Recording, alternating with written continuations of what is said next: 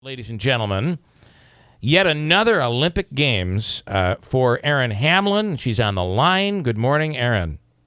Good morning. How are you? That's are we getting you up? Well, you're in Calgary, so we're getting you up early. Well, I don't know. Well, it's early anyway. Yes. It's 5:30, right? Because we were in Germany, and I'm now 8 hours back, I was very wide awake at 4:30 this morning. Okay. 4:30. She doesn't know what time it is. Yeah, The poor thing. crazy. All right. So, Erin, you announced recently that that this might be your last. Is the word "might" in there, or is going to be? It is in there. Yeah. It is. Okay.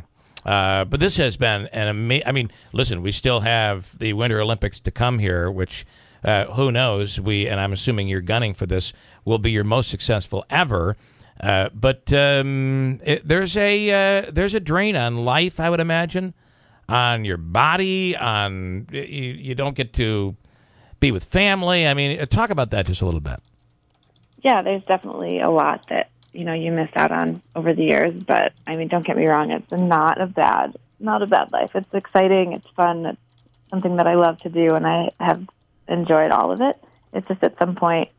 Yeah, there's a lot of other things that I'm excited to pursue, excited to experience, and at some point you kind of have to look at, I've done more than I ever thought I would in the sport and experienced so much that I feel like I can, be done and on to new and exciting things and not feel like I missed something. All right. Speaking of missing things, this has the potential to be the dumbest question ever. Does Erin Hamlin have a job other than being a professional athlete, or what do you plan to do after you retire? I don't yet. Well, I mean, your job is being an Olympic athlete. Yeah. That is a job in itself. Oh, absolutely, Yeah, but it's just you don't I've get been paid lucky. unless it's endorsements. Yeah, so go ahead. I've been lucky to be able to just focus on training, but I have had part-time jobs over the years. Last summer, I actually worked at Dick's in New Hartford, Dick's Sporting Goods. So they have a program with athletes with the U.S. Olympic Committee so that athletes are allowed to have a flexible schedule and still train. So I did that last summer. And in the past, I've worked in jewelry stores. I've worked in delis. I've worked, in different restaurants. Wow. So, and a lot of Can you athletes. imagine I know. the customers walking up at Dick's and they're like, "God, you look familiar." Yeah, it actually happened quite a bit. Yeah. But I want to ask you, speaking of these jobs, what were you drinking when you were sitting at the fire pit in the Adirondack commercial?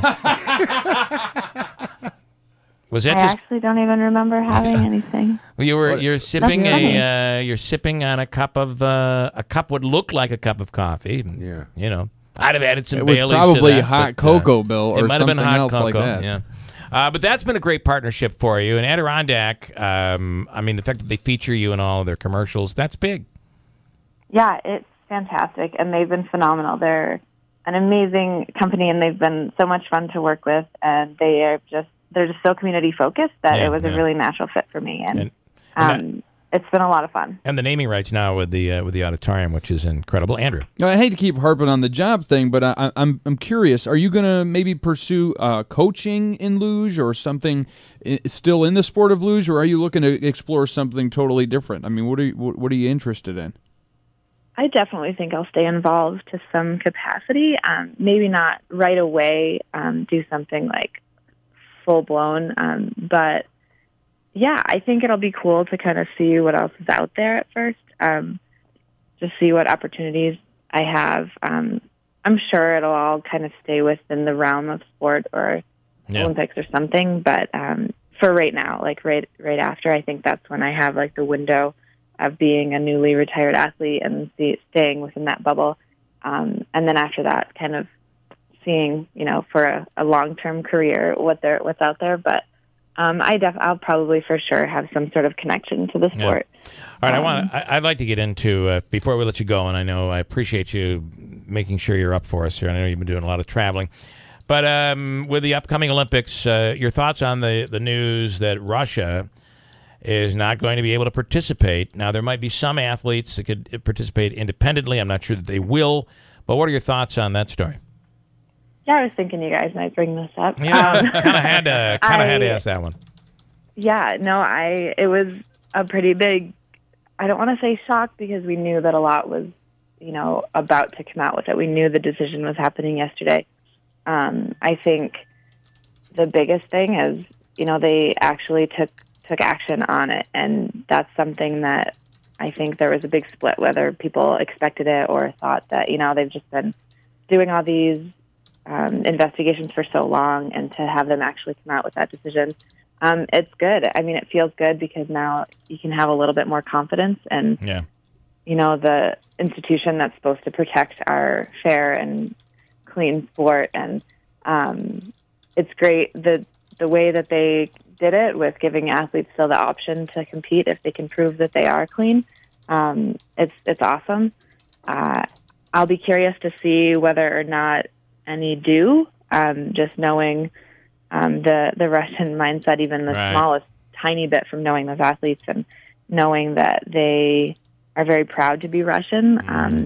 It'd be a hard decision then whether they'll be allowed to or not. I'll be interested to see that, but it's really nice to see that the kind of ideal of the Olympics and that integrity of sport was upheld in this situation.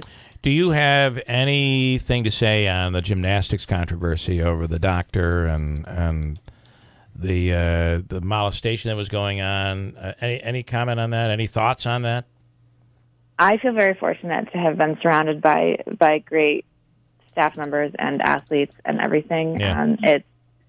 It's a shame that in that situation, kids in that situation, because in gymnastics you're so young, are just there to put all of their energy and time into, achieving a dream, and to have something like that derail it potentially or impact it. And that's something that not only can ruin that dream, but can ruin their life. It's sad and it's a shame, but it's good to see that now things are being done. Well, it does seem. As a matter of fact, the Me Too movement named Time's Person of the Year, Time Magazine's Person of the Year today, which has been a movement where all of a sudden women feel that not only can they come out, but they can come out without being ridiculed, they can come out without being attacked or losing their jobs, and that's really big. Okay, now there's a tough question, the toughies, and that is who's in your way? We're heading to the Olympics. Who's in your way? What are your thoughts on competition this year? It's kind of the same old, the Germans are the ones that dominate the podium still. The Russian girls are really good, so we'll see what happens with that. And then my teammates are also, every week we go into a race, and the U.S. girls are definitely capable of ending up on the podium. And that's exciting more than anything else. And the Canadians, there's a couple Canadian girls who are fast. So the women's field has gotten super competitive, more than ever, I think, right now it is. So it'll be exciting. What is it like to be what has changed for you? I mean, the only American athlete to win a medal in luge. Did that change your life? Yeah, I think so. I mean, I still feel the same. Like I'm pretty normal, I think, whatever that means. But it definitely, even though I've had a lot of success outside of that, just the hype and the, I guess, grandiose of the Olympics itself gives it that little bit of extra exposure, extra attention maybe. So it definitely put me on the map a little bit more. And I'm definitely recognized a lot more. I don't know if that's the medal or the Adirondack Bank commercials, but either one. A little of both. Listen, combination, yeah. The fact is, that race, when everything stopped in our building, everybody got to the TV, everybody waited, everybody watched. That was duplicated throughout the entire area. So my guess is we all saw that, and we'll remember when we saw you win that medal. That was, I don't want to say it's bigger for us than it was for you, but it was pretty big for us. That's been one of the really cool things, is just hearing how many people were watching, and to have the ability and to be able to bring that excitement home, I think is really cool. And that's probably one of the most fulfilling things about it, about the whole experience. And to know that, that many people in that moment on that day were just all not working apparently, Yeah, but yeah. having Boy, a good time. You killed And, productivity that day. Oh, boy. yeah. Oof. But it's cool, and just Yeah. to have like something positive that everyone in the area can be excited about is really cool. I was just going to say, what's your timeline? When do you train? When do you leave? When does it start? So we race right up until the Olympics. So every week from now, except for Christmas, from now until then, we have a race this weekend in Calgary, and then we're back home in Lake Placid next week for a race there, the 15th and 16th, where the Olympic team will actually be officially named. And then we break for Christmas, and then just before New Year's, we go back over to Germany. And Germany, Norway, Latvia, we have, between those countries, we have 4 stops for World Cups, and then we head to Korea. I think you're. I got to tell you, I think your next career is a radio commentator. I could just see you, and the money would be even worse than you're making in the Olympics. We'll need a producer probably still. So Yeah. There's a real possibility. Listen, there. she made sandwiches. She can answer phones here. She's all about it, okay? Erin Hamlin, we to say we're proud of you. I don't know if that's like cheesy, but we really are. So. Thank you very We're much. glad you're from here. And we're glad you're from here, and you're such a nice Me too. person too, which makes it so much better. I mean, you're a very likable person, and who knows what you're going to do after this? But for me, let's medal again coming up at this year's Olympics. All right. Sounds good. Thanks. I'll see what I can do. Okay. Thank you so much, Erin Hamlin. We'll talk again. Thank you. Thank you.